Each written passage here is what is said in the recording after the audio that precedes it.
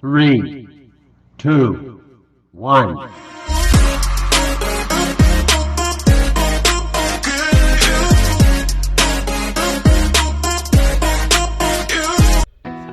Hello guys! Isang mapagpalang umaga po sa inyong lahat. Welcome back to my channel. For today's vlog natin guys is bibisitahin natin yung isang mabuting kaibigan, dati nating katrabaho at higit sa lahat isang mabuting kumpare. Yahoo! Sa North Vancouver. So first time nating nabubulol pa guys, intro pa lang yan, nabubulol na. So first time nating babiyahe guys papuntang North Vancouver. So hindi natin alam kung ano yung mga challenges na sorry guys, basta say hi muna. Yun. So first time nating pupunta guys ng North Vancouver. And hindi natin alam kung gaano ka-traffic doon. And kung gaano ka-busy mga sasakyan doon. To be honest, hindi talaga ako sanay mag-drive sa mga ganyang klaseng lugar. Pero this time, ka-challenge muna natin yung sarili natin kasi hindi tayo matututo hanggat hindi natin na-experience yung mga ganyang challenges sa buhay. May ganon. So, huwag na nating patagalin pa guys. Susunduin na natin yung misis natin tsaka si Ate CJ. Alright?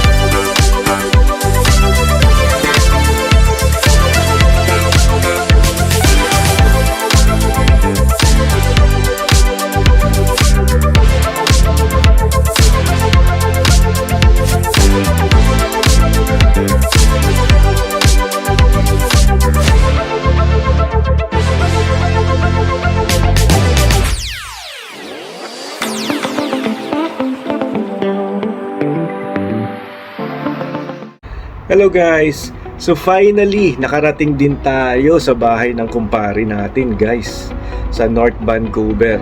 So sa totoo lang guys, hindi talaga kami sanay bumiyahe ng malayo. Lalong-lalo na ako sa pagdadrive ko kasi takot ako guys sa mga mabibilis na na mga daan, yung mga highway na yan na ang biyahe or ang takbo is 100 kilometers per hour. Talagang medyo kabado ako dyan guys, dinadaga ako dyan sa dibdib, especially yung mga changing lanes. Pero sabi nga nila, hindi mo talaga overcome yung fear na yan hanggat hindi mo natatry. So ayun, sinubukan namin. Tagal namin guys pinagplanuhan ni Mrs. kung paano kami makakapunta sa kumpare namin dyan sa Vancouver. Pero ngayon lang kami naglakas ng loob para makapunta. So successful naman guys, despite naligaw kami, pero kahit paano, sige lang. Sabi nga nila sa mga ligaw-ligaw na yan, diyan ka matututo, diyan ka makakasa. So ayun, and sa mare at kumpare namin dyan sa North Vancouver, kay paring Henry tsaka kay Maring Joyce, maraming salamat sa tawag dito, sa pag-accommodate nyo sa amin. Next time, malay mo makapag-overnight kami dyan, sabay ganun pwede naman and para makapagkwentuhan tayo, 2 bottles, sabay ganun, kung papayagan ako ni Maring, di ba? So that's all for today guys. And bago ko tapusin yung aking vlog, shout out nga pala kay kaibigang Jonji, kasi dinala ko pa sa kanya yung aking kotse, si Thea. Pina-check up ko pa siya guys bago kami bumiyahe papuntang North Vancouver, just to make sure kung kakayanin ko ba ng kotse namin yung pagpunta roon o hindi. Kasi merong tulay doon guys na paakyat. Medyo alanganin ako doon kasi si Thea medyo alam niyo na, may kalumaan ng 2007 Dodge Caliber. Pero sawa naman ni Lord guys, naging smooth naman ang biyahe namin, and nakarating kami sa bahay ng kumpare namin. So pare Jonji, maraming salamat. That's all for today guys. See you in my next vlog. Bye bye.